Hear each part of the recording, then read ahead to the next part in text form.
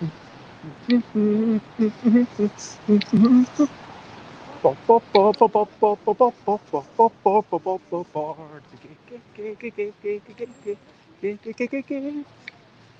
games, board games. I might be talking about. No thanks, a game I love, but I'm not gonna shout. I am starting off this streaming with a little bit of singing, and I think this game's really great. If you disagree, then great, we can debate, and I'm interested in what you think. But for now, let me not take a drink because my drink's in my bag. Board games and no thanks, it's what I'm talking about. Board games and how no thanks is great, I'm not gonna shout. Hello, good morning, good afternoon, good whatever it is, wherever you are, I'm Bez, 10 a.m.ish. This is time for Busy Beats and Board Game Leather. I am walking down the street towards Waterloo for another daytime playtest as I go basically every single Friday. And when I was thinking about what I wanted to say today, I just want to say that No Thanks is a great game. That's pretty much it. I just wanted to talk about why I think it's such a great game, even though I don't own it. Maybe I'll get into that a tiny bit. But yeah, No Thanks. It's brilliant. And hello, Games by Emmanuel. It's lovely to see you. I hope that you are generally well. So for now, first, let us crack on with recent highlights, maybe life and seeing the sights, recent highlights, playing games and other delights. Recent highlights, looking at a spreadsheet for a game about speedily selecting 7 cards, searching for synergies, and yeah, been watching quite a bit. I went out to the park last night, got out about 8 o'clock, and I was wandering for a couple of hours. And then, yeah, what happened? Whoops, I meant to do that. Well, I got locked into the park. Thankfully, I was like, okay, I can get out this way, and I was weaving my way, trying to get to the end of the park. And then I saw these amazing sprinklers literally spraying 10 meters across the garden. And when I say the garden, I mean the park. I mean, it's the Queen's Garden, I don't know. But yeah, that was a lovely thing. Also, it's day 2 of my potato diet. I'm eating mostly potatoes. It's really interesting because what it's definitely changed is that I tend to not eat as a source of pleasure. I mean, don't get me wrong, I do get pleasure from the food. And I'm noticing, oh, this marabelle potato, it's a bit more buttery, and this other potato, it's a bit more like that. And I'm learning what I like about potatoes, but it's not like I'm eating loads of different things and looking forward to the thing that I'm eating. So it's re-establishing food as a source of dietary requirements and nutrients rather than something like a hobby, which is hopefully a healthy thing. So I'm going to try and do this for, I don't know, maybe 4 weeks. We'll see how I get on. So other than that, brilliant thing. Cards, just cards in general. Cards are brilliant. I mean, they're little bits of paper and then they're a bit thicker and then they are less flexible so you can't see through to the other side. That's brilliant. I mean, hidden information and you can write stuff on cards and you can have numbers and you can have pretty pictures. I mean, yeah, cards, those are brilliant. So yes, as always, feel free to comment, ask questions, and do the whole fun like follow thing. Um, Manuel says, let's get on to the topic. The only issue with No Thanks is the name because it makes it so easy to refuse playing. Want to play No Thanks? No thanks. And I guess it's like, a tempting joke for people in your circle. Um, yeah, I've not experienced that myself. I've literally never heard that joke. But maybe it's something that your friends are just really into going for this wordplay, which is totally fair enough. Anyway, I did write down a few um, points, but I forgot to paste them into my banners. And as I'm walking around, I don't have access to them, so let's hope I remember everything. So, firstly, no thanks is brilliant because it's simple. It's easy to explain, and it offers just two choices each turn. What are you doing in no thanks? You've got a bunch of cards, you don't want any cards, each card gives you a number of penalty points, and you've got a bunch of chips. Each chip is one positive point. And if you see a card, you can either take it or you can put a chip on it. Players take turns putting chips on things until eventually one person takes the card along with all the chips that were on it. And now, again, that's just two choices. It's not like you say, oh, there's one choice of where to put your worker, and then there's actually loads and loads of options. No, there's literally just two things you can do. Either put a chip down or take the card.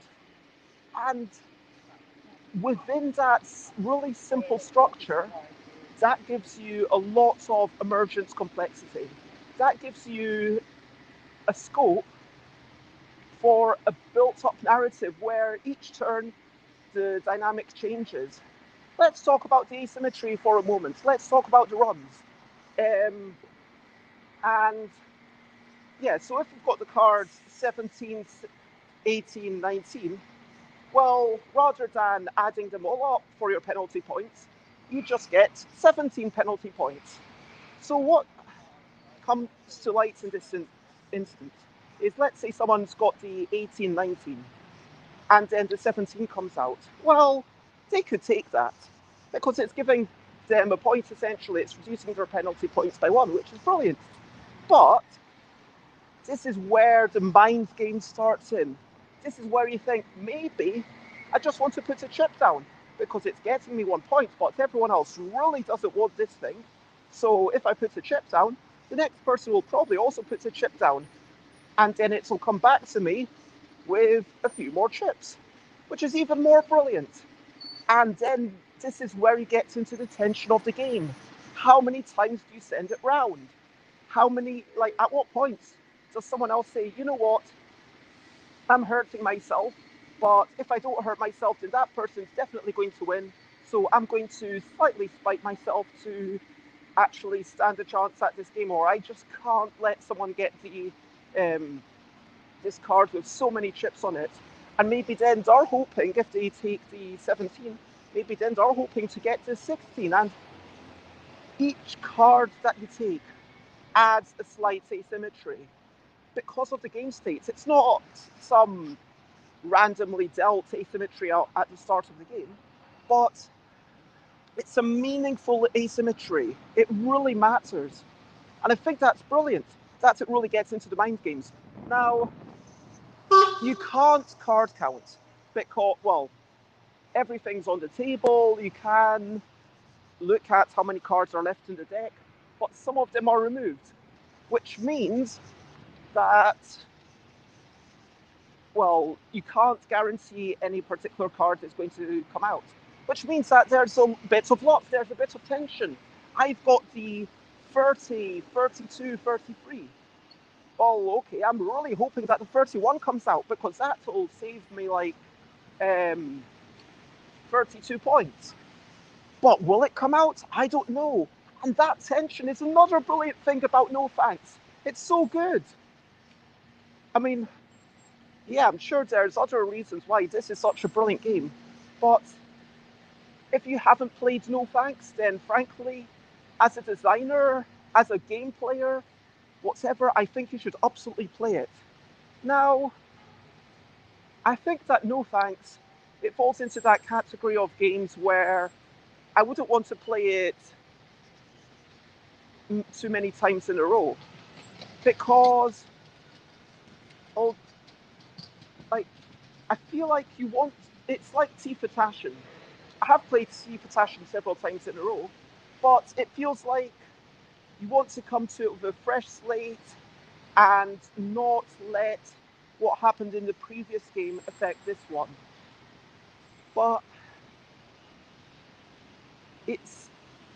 why do I not own it? Frankly, just because I love new stuff. I crave novelty.